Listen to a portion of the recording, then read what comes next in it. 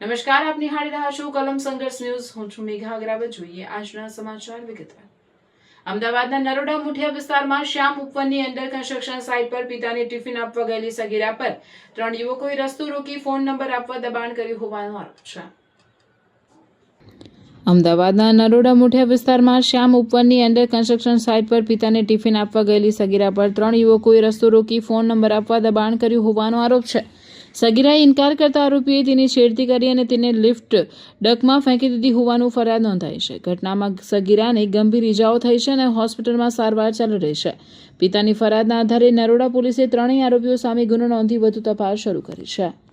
આરોપીઓ તો જો એ અલગ અલગ દિશામાં ભાગી ગયેલા. એ સર્વેલન્સ ટીમ અમારી જે પાછળ જ હતી અને એ લોકોને જે છે ગણતરીના કલાકોમાં જે છે આપણે એક આરોપીને તો તાત્કાલિક આપણે ધરપકડ કરી અને બીજા આરોપીને જે છે આપણે થોડો સમય લાગ્યો પણ એને બી લઈ લીધો છે. અને ત્રીજો જે મેન આરોપી છે રાહુલ, એની પણ અત્યારે ધરપકડ કરવાની કાર્યવાહી ચાલુમાં છે.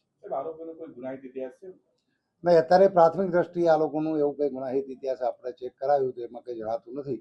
છતાંય બંને આરોપીઓના અત્યારે એક આરોપી રિમાન્ડ ઉપર છે, બીજાના રિમાન્ડ મેળવવાના અત્યારે ચાલુમાં છે અને રિમાન્ડ મેળવીને વધુ આગળ જે છે એ લોકો બીજે ક્યાંક કોઈ ગુનામાં સંકળાયેલા છે કેમ એ બાબતે વધુ ઊંડાણપૂર્વકની તપાસ કરવામાં આવશે. સર, આરોપીઓ ત્યાં સાઇટ ઉપર શું કામ કરતા હતા?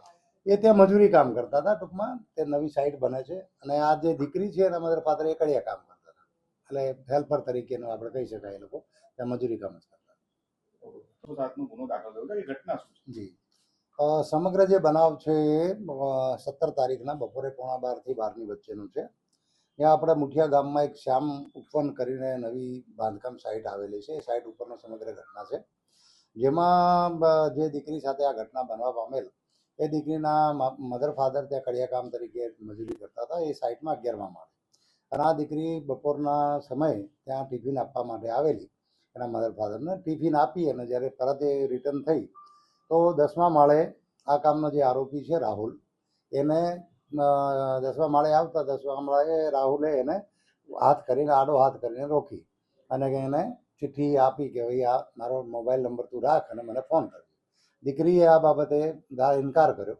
પછી આ લોકોને કંઈક ગુસ્સો આવ્યો.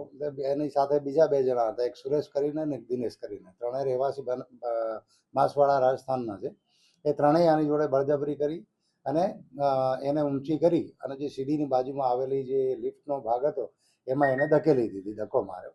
તો એ દીકરી જે છે સીધી ત્યાંથી 10મા માળેથી અને પહેલા માળે પડી ગયેલી. એને મોઢાના ભાગે તેમજ શરીરના અન્ય ભાગે એને ખાસી એવી ઈજાઓ થયેલી છે અને ફ્રેક્ચર થયેલા છે, મલ્ટિપલ ફ્રેક્ચર છે શરીરે. અને જો કે હાલ SMS હોસ્પિટલમાં એડમિટ છે અને સ્ટેબલ છે. અત્યારે જે 2 જણા પકડાયા છે, એક સુરેશ ચંદ્ર કરીને અને દિનેશ નીનામા, એ બંને પકડાઈ ગયા છે અને બંને મજૂરી કામ જ કરે છે અને એ સાઇટ ઉપર જ મજૂરી કામ કરતા હતા એવું અત્યાર સુધીની તપાસમાં સામે આવેલું છે. સંબંધ રાખવા માટે કોણ દબાણ કરતું હતું? ના છોકરીના આરોપી કોઈ પરિચયમાં હતા કે પહેલી વખત જ આવું થયું કે અવારનવાર હેરાન કરતા? એટલે પ્રાથમિક એવું જણાવ્યું છે કે આ દીકરી અવારનવાર એના મધર ફાધરને ત્યાં ટિફિન આપવા માટે આવતી હતી, કારણ કે એ લોકો ત્યાં કામ કરતા હતા.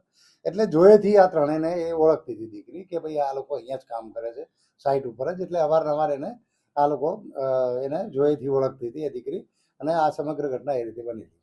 જ્યારે બનાવ બન્યો ત્યારે બૂમાબૂમ થઈ, એના પિતા ઉપરથી નીચે આવ્યા, પછી શું થયું?